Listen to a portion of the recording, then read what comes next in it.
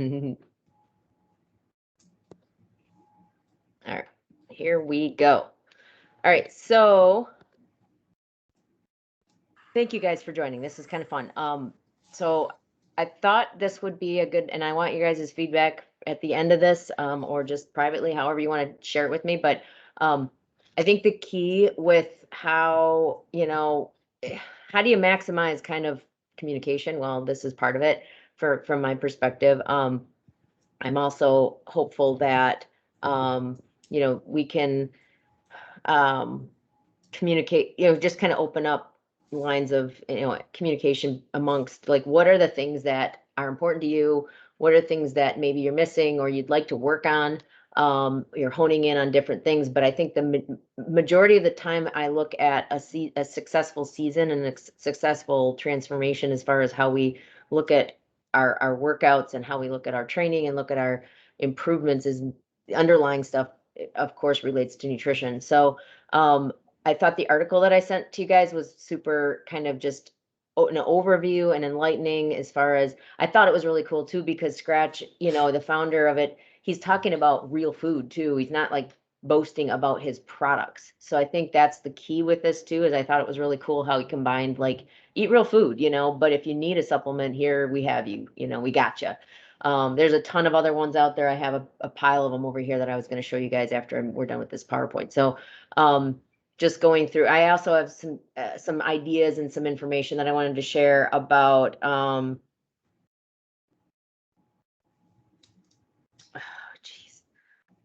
Frank just asked me to send it through the invite through his email or somehow. I don't know. Does anyone know how to, I don't know if you guys can share it. Let me see if I can share it this way. So anywho, he is trying to, focus in on some other normal nutrition stuff, some other things related to nutrition that can help you guys with your training. So let me see if I can share this. All right, Frank, but I don't know how to share this through my phone. Is he on Training Peaks, like as your athlete? He is.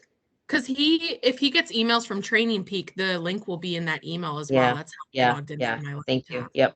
Grab the link from Training Peak. It's so funny because sometimes it's like these little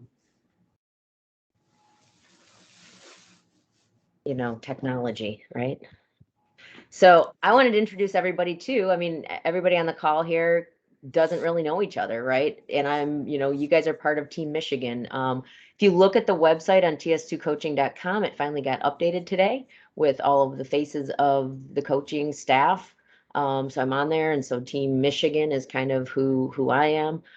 So it's Ashley, Allie, Andrea, Frank, Jack, Jeff, and Jody, and Talia right now, as far as our team goes. So good group. Everybody, I don't know, do you guys want to take a few seconds just to introduce yourself, like 30 seconds, and say, I'd have to stop. I'm going to stop sharing. Do you guys want to introduce yourselves and kind of really just kind of say where you're from and what you're training for the year? And then I guess anything else you want to say? Let's go first. I'll go. Okay. I will say it's super weird seeing myself on my screen and then seeing myself on your screen, Maggie. It's really thrown me off. But my name is Ashley. I have lived in Michigan since 2013. And this year I am training for a marathon, my first one.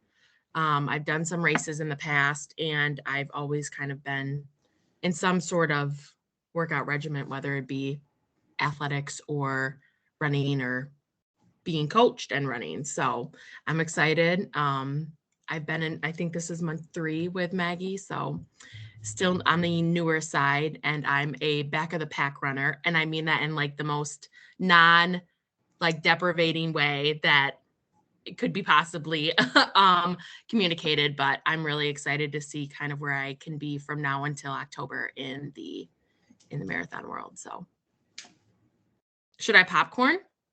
Ooh. What race are you running in October? I'm doing the Grand Rapids Marathon. Okay. Yep. Who's next? I can go. Hello everybody, I'm Allie.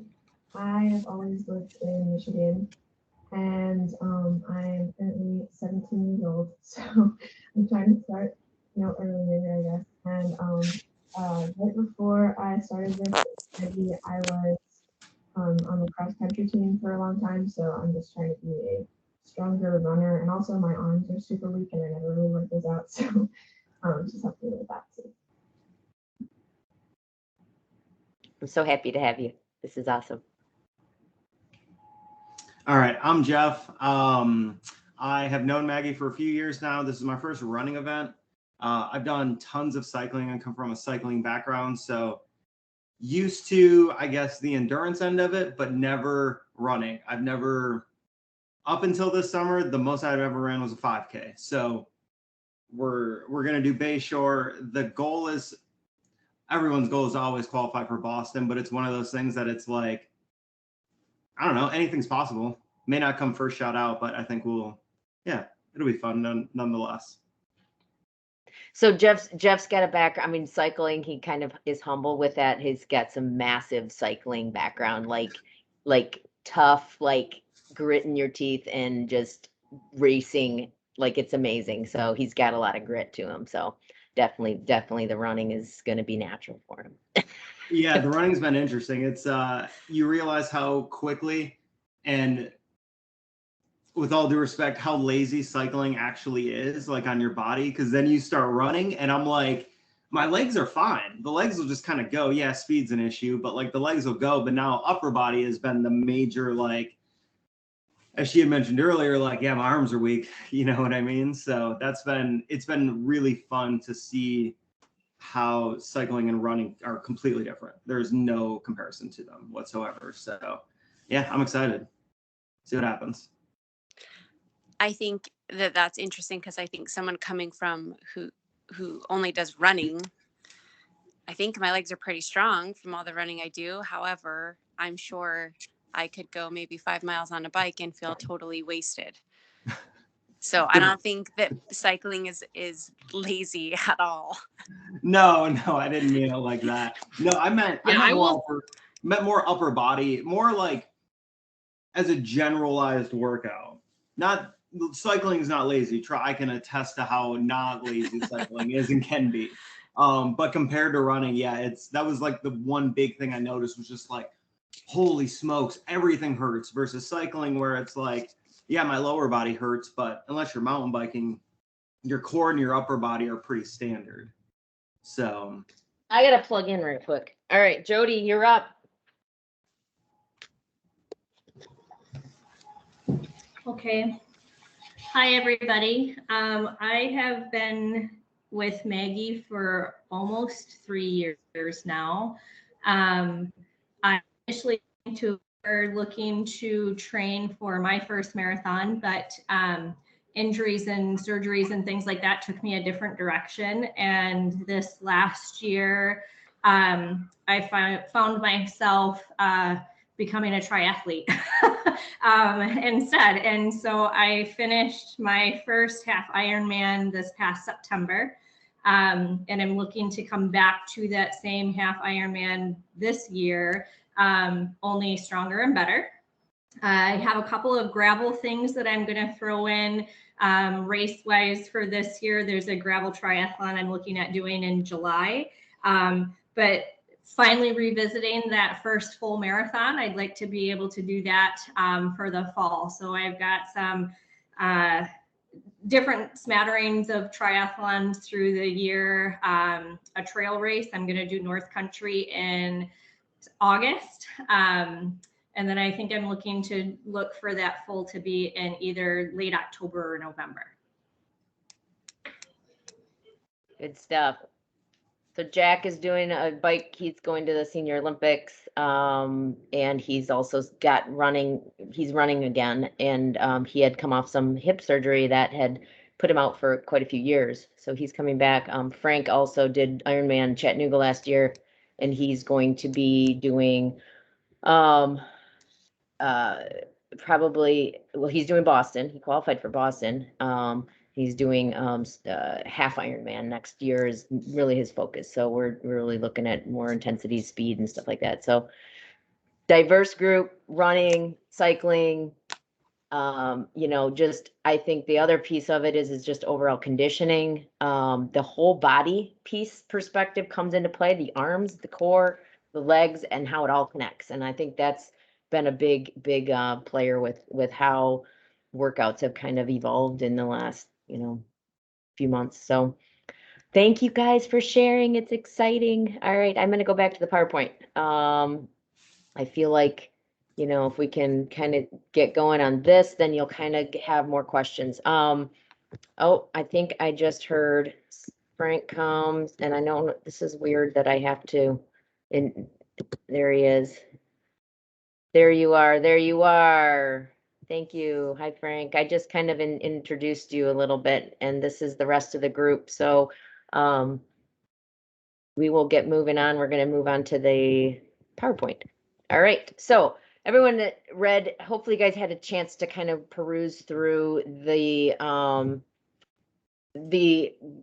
article. So key things I wanted to just kind of chat about today was one of the biggest resounding things, I guess, that I find in working out is how we approach nutrition leading up to a workout. And every day, if you're actually going to be doing a workout, nutrition then routinely throughout each day should be pretty systematic, I guess, and thought out.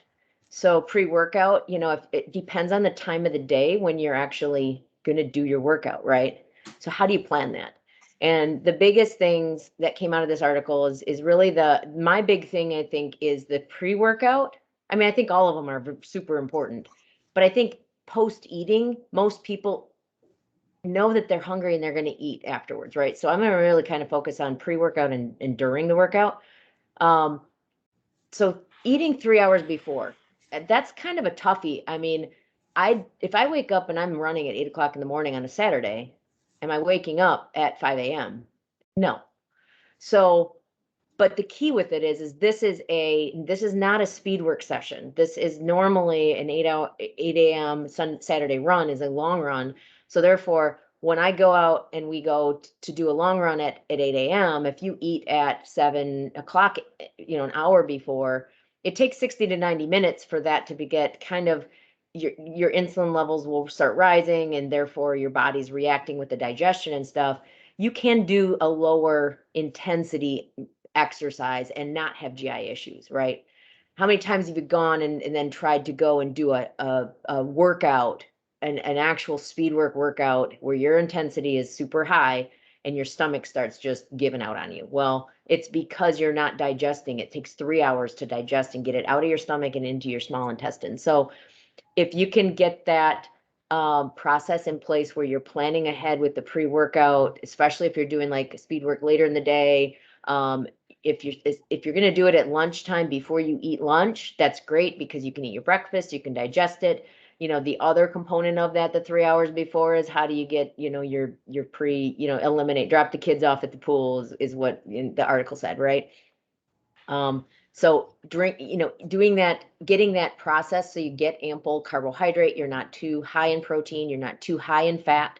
Those are the other dynamics with it. The typical breakfast kind of an approach is not too high in fiber either. So sourdough, English muffin, a light a tablespoon of peanut butter. Don't want to do 2 or 3 tablespoons of peanut butter. Banana, something like that is super helpful to get something in your stomach, get carbs in your stomach, digestible stuff. If you do oatmeal with nuts and berries and all this kind of stuff 3 hours before, it's okay, but you're going to then have that fiber in you and you might have a rush come through your gut throughout that whole workout process. So kind of be wary about the grams of fiber also you're trying to eat before it. I try to keep it to 2 or 3 grams, 4 grams of fiber. I try not to do it 10 grams. So those are kind of some target points. So if you ate 3 hours before, say you're going to go and run a marathon, say you're going to go do a race, say you're going to go do a longer bike with friends and you're going to be out for 3 hours, or you're going to do a long run.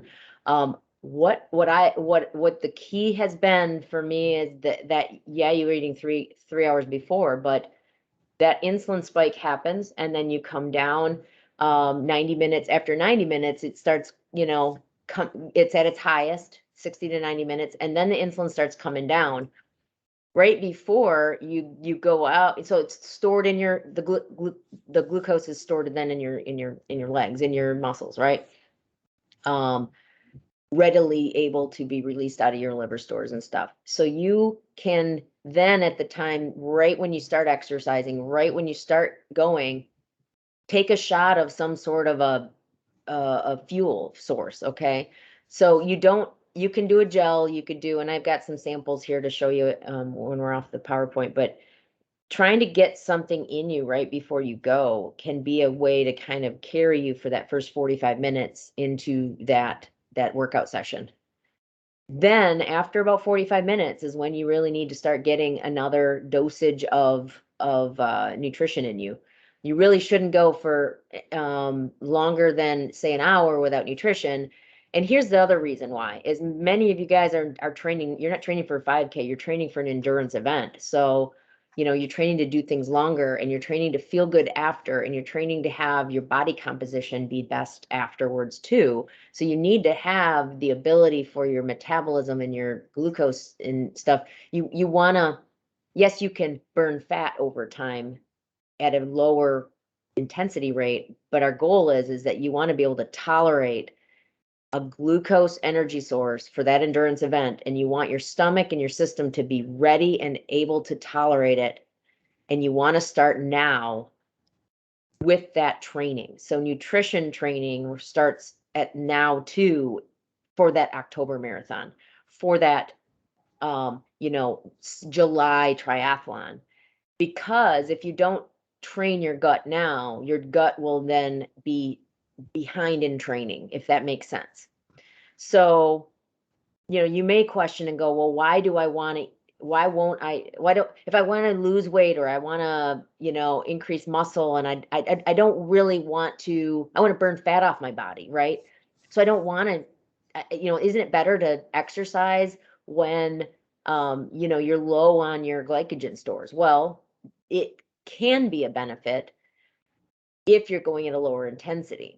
But if you're actually burning into your muscle, that is contraindicated, because you will burn into your muscle in your workouts, and then you're going to have delayed soreness too. That'll happen. So that's why I'm so big on, like, how can I do back-to-back long runs on a weekend? Well, because I'm doing my nutrition actually while I'm running, and I don't even feel it, I don't even feel it, because I think the glucose has really been a game changer. So during your workouts, do not shy away from eating calories, because you're burning, say for instance, you burn 300 or 400 calories an hour, and it could be 500, it could be 800 calories an hour. Don't shy away from having 200 calories an hour during that workout. You're not gonna drink or eat all of those calories you're burning, but you should probably, here's a goal, take away. You should replace 200 calories an hour of that, or 50% of the calories burned. Isn't there a Okay. limit to that? Like, I thought I had heard, whatever it was, a couple years ago, that there was a limit of, like, your body can really only digest like 300 calories, or Well, like, what's the ceiling? It's more like the glucose store. It's the glucose you can burn. So it's 90 grams. Usually it's 90 grams per hour. So you want to work your way up from 30 to 40 to 50 to 60. 90 is what the elite pro triathletes are saying is their top limit that they're getting at. And Lionel Sanders and those guys, they're pushing it to the limit to see how much they can actually burn. And that's what's making them faster, and that's what's making them better, and that's what's making their marathons faster. They're doing super fast marathons. Why? Because they're just cranking up the calories on the bike. and they're making their bodies and they're training with that fuel. So that's been the underlying key that I've found in all of their research and their underlying stuff that it's so I couldn't at one point handle even 30 grams per hour. Mm-hmm. Now let's see, well, each one of these servings is total carbs 17 grams. So I'm doing I did about 32 grams in an hour running today.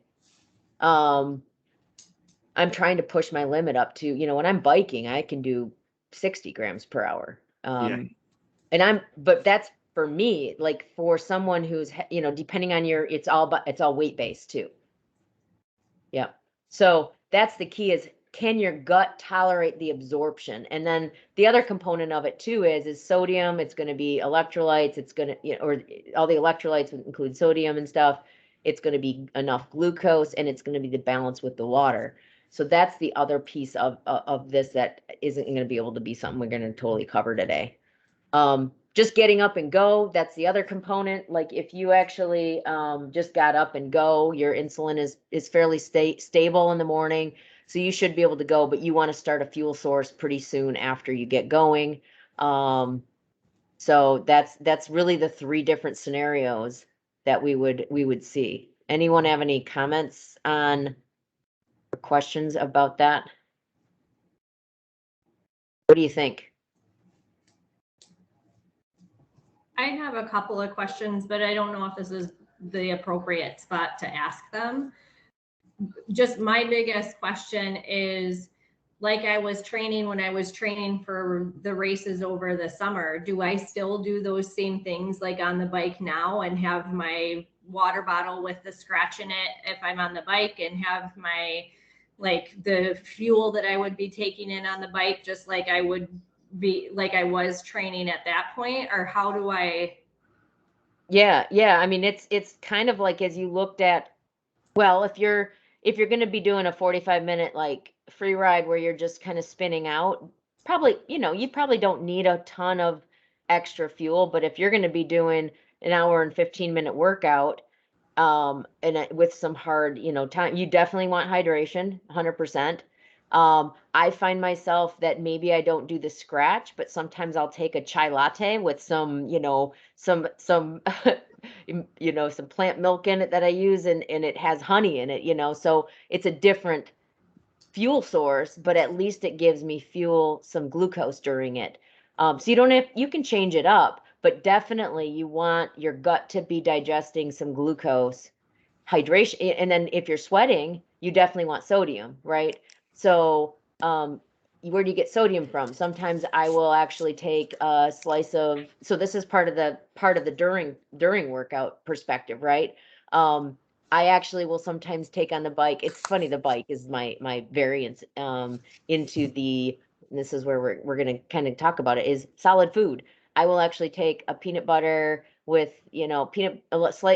a little bit of peanut butter on some graham crackers with some banana or something like that, as a little, because most of the time I'm biking after work, so I'm hungry before dinner. So I'll have that with some chai latte. And of course, then you get potassium from the banana, some salt from the peanut butter and from the graham cracker. And then I have my chai latte for my hour bike. That's perfectly good during workout food. My stomach can tolerate it.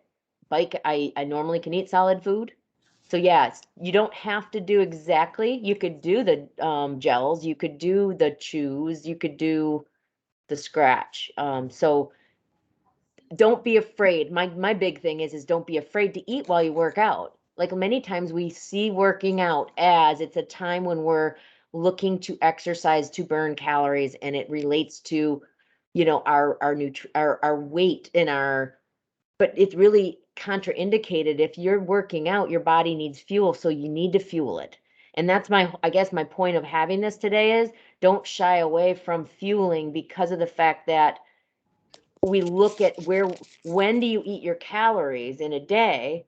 You need to fuel during the workouts, because you're just going to then end up depleting stores in your body, and you're going to end up maybe eating into your protein levels. and you're gonna potentially have recovery issues. So soreness, we don't want soreness. You don't want to have that hunger and that feeling in the pit of your stomach where you just need to lay down in the afternoon after a hard, longer workout. It will happen, but these are the techniques that help you reduce that need so you can go along with your day after you do a hard workout. Because does that make sense? So Yeah. so eat and drink just to keep yourself so that you're not then trying to catch up after the workout. You'll still need some catch up after, not catch up, but you know what I mean. If you like ketchup, use ketchup, but but there will be some refueling needed afterwards, of course, right? So like I said, during the week, during the workouts, hydration, you need to make sure that you're hydrating, and then you're making sure that you're getting some fueling in you. So how you go about that, can be just having those sources available and sipping on it and adding it into your workout throughout the session. Drink when thirsty. I find myself on the bike. Sometimes I'm really not that thirsty. Well, why? Well, maybe because I was hydrated well going into it. Maybe because, I don't know. Maybe I just have enough sodium and I just have enough in me that's balancing, and maybe I'm not sweating as much as maybe the workout's not as hard. But don't be afraid to eat real solid food too. So strategies behind that, those are some individualized things that we'll work on. So what do you guys think with workout, during the workout fueling? Anything that you guys learned, want to share, or are doing successfully that you guys think would, help others out? I just have a question. What are some things that you say don't be afraid to eat real food? So if you're not biking and you're out for a run, Yeah. what are some real foods that you would take with you to eat? Yep. So I've done in the past like a mixture of I've taken like applesauce. You can do applesauce pouches. You can like those little squeeze pouches that they have. You could do sweet potato that's chunked up, and you can just eat bites of that. I've done just some low some so like Pop Tarts, although those are a little higher in fat. I'm trying to think of some other. There's grain type of things. You don't want to go too high in fiber with them. I did a whole look at like Nutrigrain bars and things like that. I've done in the past on longer runs just to have something solid in my stomach. And this is more for like just lower intensity stuff. If you're going to do, for running, the majority of the runs I've done, now if you're going to do a longer run, it's going to be, like a trail run or one of your, endurance types runs, definitely stuff that's lower in fiber, not too high in fat, because fat will mess up your digestion tract too, it'll slow it. So you don't want to do too much stuff that's high in fat. A little bit of fat is good, right? Just a gram or two in that. So I'm thinking like Nutrigrain bars and those types of things that have a pretty good balance. It's mostly sugar. So these glucose sources are really what you're looking for. Glucose, bananas, of course. If you go to a ripe banana, you're going to have a higher digestibility than if you do a greener banana. That's slower and lower rate of digestion. So fruits of all kinds are super easy to, start. But the key with it though is what can you eat while you're running, right? If you're running, my fear is choking on something. Even the gel, chewing a gel, what do you call it? These blocks, like the shot blocks. That's technically a solid food, but it's not really, because it has to be chewed. Some people do jelly beans. Some people do, other candies. Gummy worms. Gummy worms. Yeah, Gummy I was going to say worms. gummy bears. Gummy worms, Yes. gummy bears. Yes. Oh my goodness. Yeah. So, I've done just a half. See, but most of the stuff I think of solid food though is used really on the, when I do biking and stuff like that. So easier what to. are you indicating is considered to be like I'm assuming you're not taking solid food with you if your run is a 40-minute or 45 minutes or less, right? Like No. you're looking at something that's an hour or more, correct? I'm totally looking at stuff that is actually for solid food on a run. I'm looking at more like over 2 hours for me, for most, because if you're going to be out there longer, if like say if you're going to have a 5 hour marathon or you're going to have a 4 hour marathon, they offer stuff on like chips. They do, salty stuff that has salt in it. They will offer pretzels. They will offer sometimes on the courses. So these are the things that you'd want to practice with. Eat while you're out doing it, right? So any of that stuff is, pretzels are easy to digest, low in fat and salty. Baked chips may be better than the high fat chips. Because of the digestibility. But yeah, any of this stuff that you would want to use if you're going to go like getting ready for your trail run in the summer, you're going to find that you're going to have watermelon out there available and pretzels and stuff. Well, can you stop and enjoy a few bites of it? Is your digestibility though going to handle it? You don't want to do it on the trail in the race the first time. So this is where practice, have fun with it, try different things. Right now, starting until, springtime. I mean, the problem is we're out running in the cold and you don't want to be handling stuff and you don't want to be carrying stuff. So that's part of the dynamics too, is if it's cold, we don't feel like eating. We don't feel like hydrating, when we don't feel like messing with anything, but it's super important that you do. And it does happen, like especially late in those really long races. You don't want to, like, nothing tastes good. Nothing wants to. You don't want to even think about food. But oh my goodness, please eat all the food you can. Yeah, yeah. For I mean, sure. you get flavor fatigue. That's one of the other components of, as you get into longer races, right? And as you train with things, you end up getting kind of sick of it. I've got, different flavors, like I'm making with my matcha tea scratch formula powder that I use on the bike. I actually do matcha tea mixed with lemon lime flavored for a Arnold Palmer flavor sometimes, just to make it different, right? So it's fun. So those are some of the things. I want to open the window, open the door, open the conversations, and this is the kind of stuff that I definitely want you guys to experiment with, and then let's talk. Let's just keep talking about it. Let's have fun with food, right? I mean, I'm all about food. Like, I love food. So post workout, here's the big thing: plan ahead. Know what you're going to have afterwards. Try not to go for the quick and easy drive-through greasy stuff. The greasy food does not help you. Try to get very nutrient dense food into you. That means simply digested proteins, eggs, protein, if recovery drinks if you need to, if you're in a bind. I mean, I do have some go-to things. I mean, you can use whey protein, you can use a plant-based protein, you can mix that with Greek yogurt. You can do so much stuff with some of these the bagged, supplements, powder supplements and things like that. The key with it too is going to be, I think my post long workout go-to is eggs and Greek yogurts and very lean proteins, simple kind of easy digestible carbs like, I love my grainy bread, or I like potatoes. I don't really do much pasta in general, but pasta is actually a good digestible, easy to get into your stores. That's when pasta is great too, is, post, getting a pasta meal with not a ton of cheese and stuff. Just trying to keep the fat low.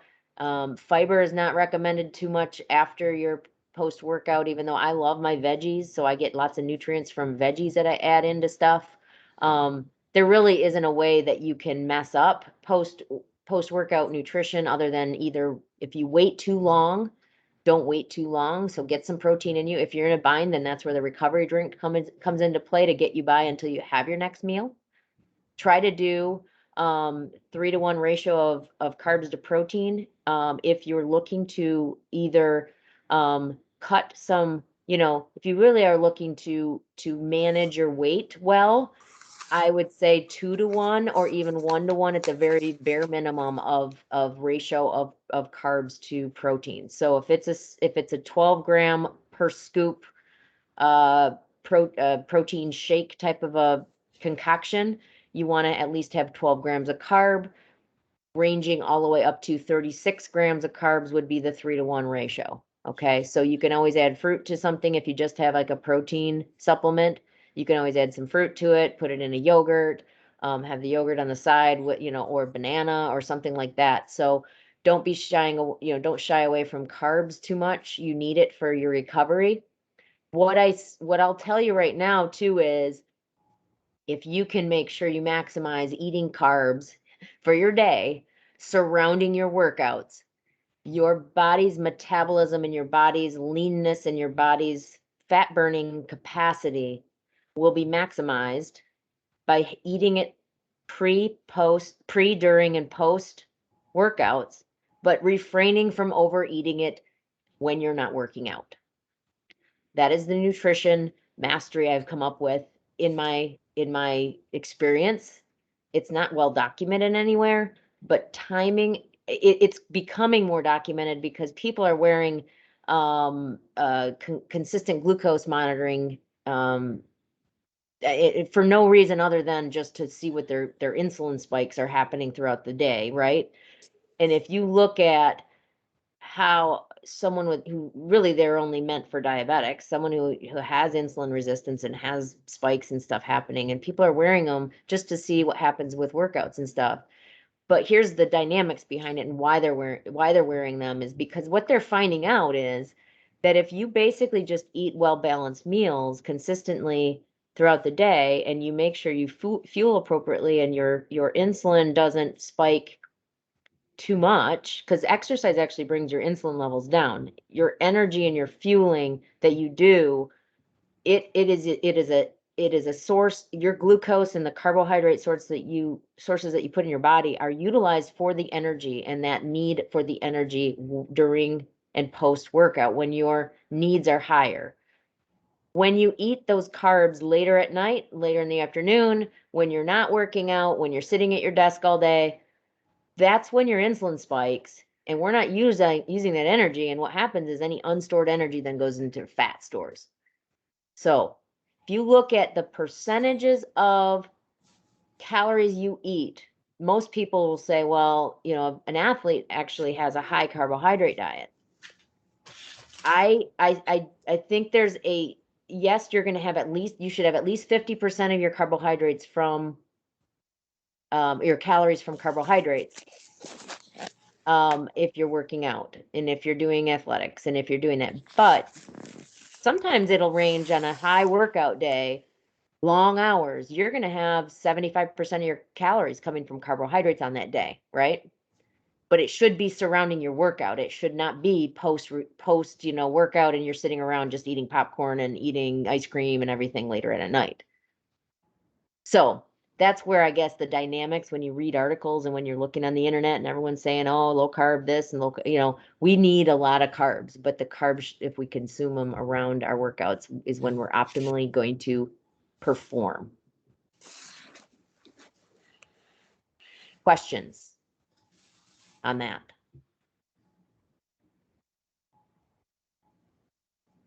Okay, how do you get there? I have a very quick PowerPoint presentation about your servings of what you need in a day. These are from the exact US dietary guidelines, all right? Studies that have been happening ever since I went to school and preschool, right? Going to school. None of this has really significantly changed over the years other than how our food industry has promoted food and how we eat and prepare and how it's sold, right? So what I wanted to give you was this framework, and based on your calorie level of the day, how much food how many portions of each thing should you really eat? Here is a handy dandy little tool that you guys can use to count, and it doesn't have to be a fancy tracker, but look at where you're getting some of your food sources from in your day-to-day meal planning, and I can send just this to you guys. I'll send the PowerPoint out to you too, so you have it. But this is kind of cool to have as kind of a guide, and it's so relevant. It seems so antiquated and so simple to look at as far as, okay, I need, I need currently, for me, I'm say 1600 is my base calories for the day. I need 2 cups of vegetables a day. Well, I at least eat 4 cups of vegetables a day. And I eat the variety of those. So it's dark green, red and orange, beans, peas, lentils, starchy vegetables, and then other vegetables are in the categories. So it breaks down like how many should you have each week in order to get your nutrient needs. So if I eat red peppers and on a salad, and I eat carrots on that salad, I'm meeting, those requirements for, the week. So I should eat red peppers, 4 times in the week. I do. I eat them quite often. But if you have a variety of different colors, that's how you meet your vegetable goals, right? Cups of fruit, equivalents. What is the equivalent? Well, half a cup of cut fruit is really in a little like cup is kind of an equivalent. I say go for a whole like cup of it, because when you chop up like strawberries, generally raw fruit chopped up is a cup per day. So don't shy away from the carbs in that. But grains, look at the grains. Whole grains versus refined grains. How many refined grains do we eat? So like Doritos would be a refined grain, which also has calories that are additional. So we wouldn't really want to eat a ton of those, right? Because we shouldn't, more two servings of those a day eats up that requirement. So sometimes we overeat those things, right? So get whole grains in your day, 3 cups of dairy equivalents. So that's cheese sticks, that's yogurt, milk, plant milk, all that kind of stuff. It's funny, the 3 cups of dairy, I swear that that's a hard one to get, especially if you're not eating a lot of cheese and stuff like that. And then we always overeat protein. I just have to say, we are not deficient in protein in this nation. If you look at 5-6 ounces of protein a day, that's just meat though. We get other protein from our grains, and we get some from our veggies. We get some from our beans. We get some from our dairy. So if you don't eat a lot of protein in dairy, you're not going to be getting a lot of, you'll probably be getting protein from your meat sources. So it will balance out.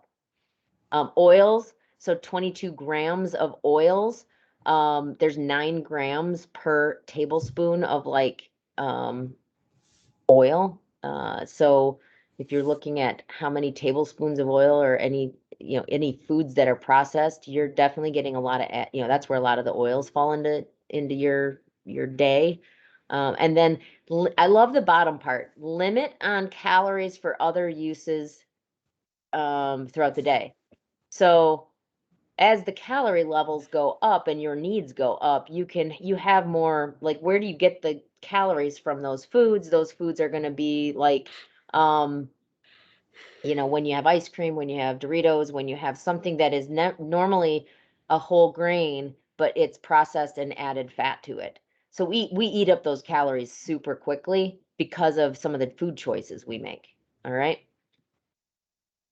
Just a quick little synopsis here of where we fall as a nation. This is but I think the bottom part where I'm putting into perspective the added sugars on the left over here.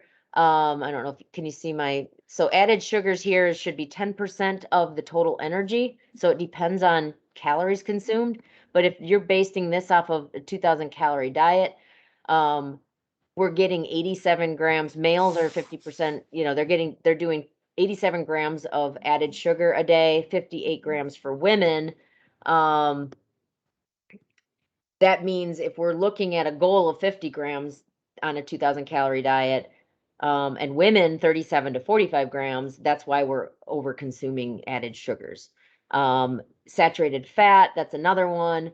A lot of saturated fat in meats, dairy, fat dairy, and that's pretty much where it's coming from. And any added, oils into products that we buy processed. We definitely overdo the saturated fat. Sodium I wouldn't worry about because we're totally needing it when I say eat the sodium, eat the salt, make sure you have salt because of the fact that you're going to be working out and you're going to be sweating. So I don't think this pertains to us. We undereat vegetables. That's what this whole thing tells us, that the average intakes are way under. So we need to eat more veggies. This one also says that we undereat whole grains. Right here, you can see we way undereat whole grains and we overeat refined grains. Protein foods, we definitely are undereating seafood, which is where a lot of the omega-3s come into play. And I swear that omega-3s are a huge performance impactor. So nuts, seeds, any fatty fish, and you should be eating that all the time. Nuts are good. We overeat meat. Men especially are overeating meat. So what is a normal diet? Here's where a big takeaway is making rich in nutrient density choices, right? So there's very little leeway for extra calories, as I showed you before. So we where do we get those? Is added sugar, saturated fat, and alcohol. A lot of times is where our extra calories come into play. Most of the calories that we eat, as you saw on that chart, is 85% of what we need in order to meet our nutrient needs. And then only a small percentage is left. So here's just an example of a day. So 375 calories for a breakfast, and it's very wholesome with all of the oats and the plain Greek yogurt, fat-free milk, getting our healthy fats from walnuts, getting our sugar from banana. Honey is a good sugar source. Coffee with fat-free milk. The next meal, lunch is shown as a heavier meal. In this example, 715 calories for the day. So it has rice, it has lettuce, it has beans, it has chicken, veggies, avocado, salsa. So reduced fat cheese, the 2% cheese is what I recommend. So that's where a big component of your day's meal comes into play. And then at night, this is where, okay, are you eating? See, this doesn't have many carbs from a perspective of how they're showing it. We eat a lot of carbs at night. I do. I just do. And it's just how my day goes. But this is an interesting thing, is I pulled this directly from the dietary recommendations, and they are really showing the way that we really should eat and consume our meals should be that we eat the majority of the calories in the middle of the day. All right. Healthy choices for snacks. So of course, if we eat snacks, they've got, popcorn here, plain Greek yogurt with peaches. Okay. So how do you manage the oils? So I'm almost done with this, and then I want you guys to give me some feedback. So if we're going to try to do 10% of sugar, from our added sugar from our diet for the calories, that is, remember, it's 50 grams per 2,000 calories. We want to do less than 8%. Most Americans have 8% or less available for added sugars because of how our pattern, because of how our needs are. For those with a weight loss goal, limiting intakes with foods with beverages high in added sugar is one strategy, and then the low and no calorie sweeteners. I don't suggest it. I would rather have you eat some sugar versus it, because I know that there's an insulin response to it, and it actually makes you crave more sugar. So how much sugar, is important. So I have these two. I screwed up when I got this Jif, and I looked at it and I'm like, holy crap. Okay, I got a no added sugar Jif. Now, what's the problem there in the first place is Jif and peanut butter, this on the right, it says crunchy natural peanut butter I love Crazy Richard. It's my favorite. But then if you look on the left at the Jif, it's a creamy peanut butter spread. So why is this so different? Well, look, they actually have no added sugar in it, of course, but neither does this one, because peanut butter doesn't have added sugar in general, right? So what happened is this has palm oil added to it. So therefore there's more saturated fat than the other one. Okay. So this is where they're duping us in many cases, is you got to look at the label in order to see if peanut butter is what you're getting. You just want peanuts, ground peanuts. Okay. So here's another example, is if you have room for added sugars, then enjoy the foods the way that they come, right? So if you don't have room, then let's look for a healthy option that, especially if they're your foundation. So if you eat yogurt every day, you want to find the yogurt that's going to be best for you, right? So we've got regular Yoplait. And if you look at the label, it's got 19 grams of sugar, 27 grams of carb. It includes 12 grams of added sugar. Okay. So that's the standard basic yogurt normally that we have out in the market that's been around until Greek yogurt showed up. Next one is this, we want some sweetness in it, so we're going to go with a Greek yogurt. Well, this one has 13 grams of carb. Total sugars is 11, but includes 7 grams of added sugar. All right. So that's a little better, right? It's got a little bit of fat. So if you look at this as a post recovery kind of thing, it works. It's not bad. Look at this type of yogurts, these types of yogurts that are out there. This has 0 added sugar. It actually has some lactose strained out of it, because generally a regular yogurt has 6 grams. Plain yogurt has 6 grams of carb in it, just because by serving. This has 0. So look at 3 grams of carb. So for anyone who has to really look at their sugar intake, this is one way that you can choose an item that is more balanced to fit within your foundation of your diet. Okay. So I think this is my last slide for today. The typical burrito bowl that was shown. So we had a burrito bowl that was shown for 715 calories on the lunch choice. Generally, so if you can go get one of these maybe at Qdoba, right? It's a lot of calories, 1,100 calories, 1,200, 13, depends on what you get on top of it. And what they give is a cup and a half of white rice, 1/3 cup of black beans, cooked chicken with sauce. So I guess the sauce has something in it adds calories. Doesn't have veggies, so it's missing veggies. So guacamole, they must have, I don't know why the half cup, they sub the avocado slices in order to reduce some calories there, but still give you fullness. Jarred salsa or doing fresh pico. Part of this also is showing the difference. This fresh pico is going to have less sodium. Jarred salsa has a lot of sodium added to it. That's the other thing, is sodium in some of these processed items are going to be high. No sour cream, but you could actually use a fat-free Greek yogurt in replace for these types of, for sour cream. Cheese, doing reduced fat cheese. So as you look at how you're building your meals, this is where you can have a very satisfying meal. This one is super satisfying, 715 calories, super nutrient dense.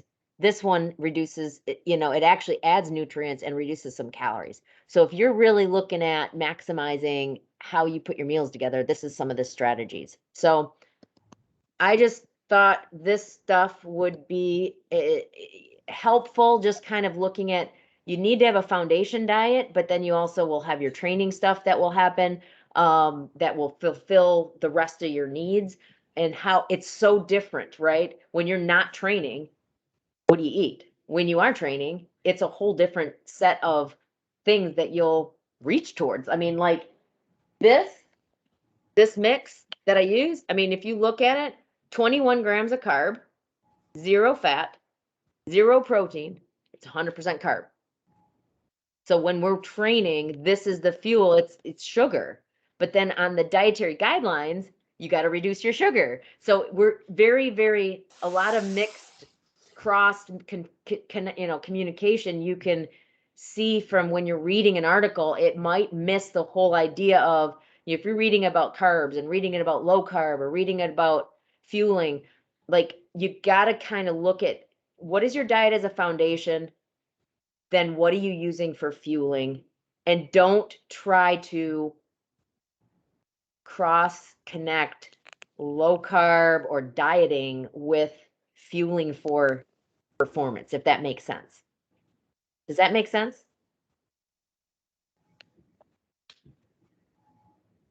What do you got? What questions? I have a ton of stuff. If you guys have questions, like I've got a ton of different products. Like I really wanted to kind of put together a list, and that might be something we can either do individually, or if you guys want me just to put this stuff into a list so you can see what is out there. I mean, there's so many options.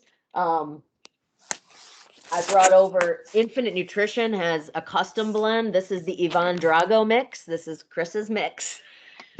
So Chris actually made an entire fueling mix that has everything, all the electrolytes, anything that he needs in it, all mixed. I like to do a combo. I do this on the bike along with, I do these. These have branched chain amino acids. These have some additional sodium, caffeine.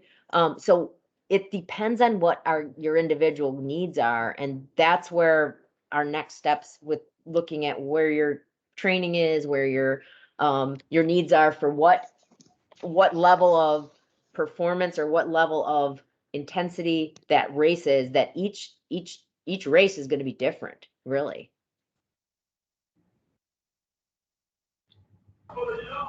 I have a question on the 3-to-1, the carb to protein part. If you did 12 grams prior to workout, 12 grams during, and then 12 after, does that still meet the requirement, or is that not a way to kind of look at how to break that up? No, it's afterwards. So like if you look at per hour during the workout, you want to have no protein. You're not going to really want to put a lot of protein in your body. Even when you get into longer endurance races, you're not really using the protein to replace and replenish. It's branched chain amino acids maybe that you can put into your formula to help you long term in a longer race. It's really the carbs that you really want to make sure you're staying up on, and the electrolytes. So I think it's carbs and electrolytes. So when you get into the post stuff, that's where the post 3-to-1 comes into play. Yep. And you know, how much of it, I mean, the key is if I'm, you know, depending on your weight is really where your protein needs will be. So ranging anywhere from 20 to 40 grams of protein after a post workout is really where you're going to be. Low end is 20. I mean, if you're at a really, you know, high end workout where you're feeling like you broke down a bunch of muscle, then go higher to 40. Helpful? Any questions? I mean, I think this is, I could talk for days on this kind of stuff. And I think that any product or any, I mean, I think it's super basic from a standpoint of this is the basics, foundational stuff. And I swear by the word foundation. Like anything that is strong and stable is based on a strong foundation. So all the stability stuff, all the core work, all of the ankle strengthening, anything that is put out there is for that base and foundation. And from there, anything you put on top, you got that strong, like, so think of you guys are battleships, right? If you're building a battleship that, or not a battleship, what's a aircraft carrier? What does a aircraft carrier do? An aircraft carrier allows planes to land on it, right? So you got to have that super flat foundation that's so solid in the water. So where do you get it from? You got to have a strong core. You got to have physically you got to be strong. But how do you get physically strong? Well, you got to believe it first that you can be physically strong, and then you've got to fuel yourself the right way. And I think that's where that's why I say the foundational points of nutrition is super important. And that's where, if you know you fueled yourself properly, you just feel like a rock star the rest of the day, right? I mean, you just are like, yeah, you're just beaming from the inside out. And that's how firmly I believe in nutrition. I mean, I swear by it. I mean, There's science that backs it too. Yeah. And performance. Yeah. Yeah. So experience it, have fun with it, try new things, try new foods, try new combinations of things. Don't be afraid, and try to look at those nutrition labels next time you go into the store. And the more you can fine tune your ingredients, the better that it's just like going to a fine restaurant. What's the key to their fine, signature recipe for the night? Well, we've got this, flown in from such and such, this tuna that's the best. And they claim that their ingredients are the best. Well, get the best ingredients, you don't need, it's quality over quantity kind of stuff, right? Enjoy your food and make sure it's good stuff. So Awesome. what else? Hi, Frank. You didn't get to introduce yourself, so you can just do a quickie. Where are you from? What's your big objective for this year? You're on mute.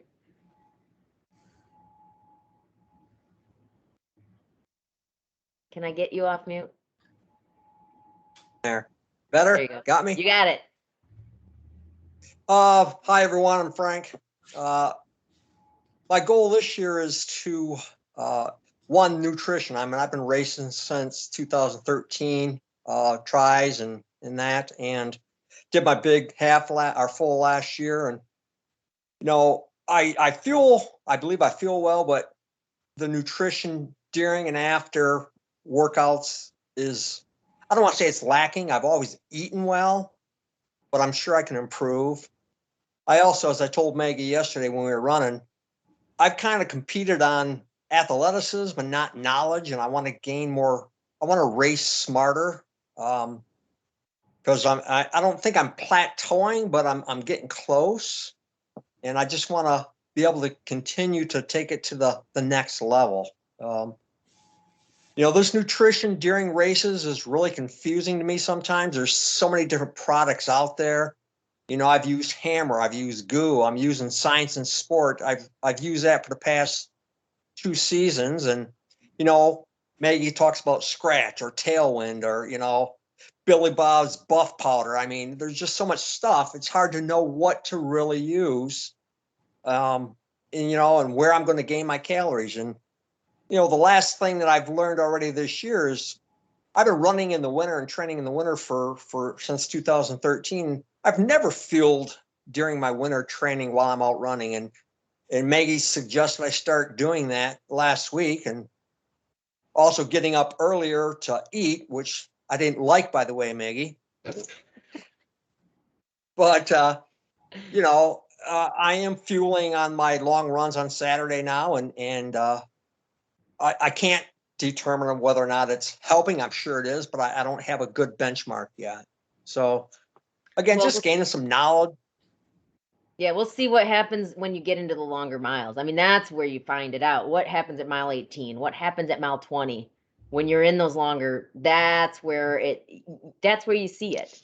You're not going to see it that's why I say, even if you're at the tail end of an hour-long run, take it at 50 minutes in, because your stomach is going to then get used to it. Knowledge, it'll be there. So yeah, I mean, if Jody, like, to answer your question too, is if you actually take carbs 50 minutes into your hour workout, maybe you don't eat as many carbs after it because you've just taken it at that time. Yeah, you can just do your protein and skinny back a little bit. So yeah, there is looking at the time frame of it, your timing of it. And that's why it's like, oh, well, what is the actual flow of nutrition? And it's not an exact science. It's based on, you got to also intuitively listen to your hunger. Because if you're not eating just because you think you've hit your calorie goals for the day and you're hungry, there's something that's telling you you're hungry. I've been eating, and I just eat and I look at my calories for the day and I'm like, wow, I'm eating more than it says based on what it should be, but I'm hungry. Oh, well, I'm eating. I mean, I'm not gaining a ton of weight either. I'm gaining muscle, but I'm not gaining a ton of weight. So that's the other, the key is that you're now looking at body composition throughout this process. You're looking, yes, check your weight.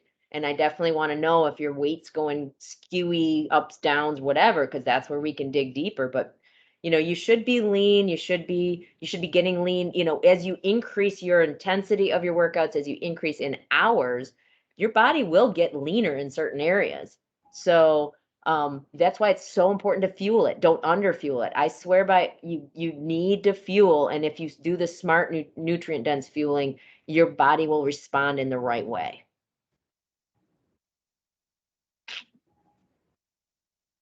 I'm so excited for this year, guys. So if you guys have any comments or suggestions, if there's anything that you have that you'd like to know individually, please send it my way. If you like this, then we'll do it again.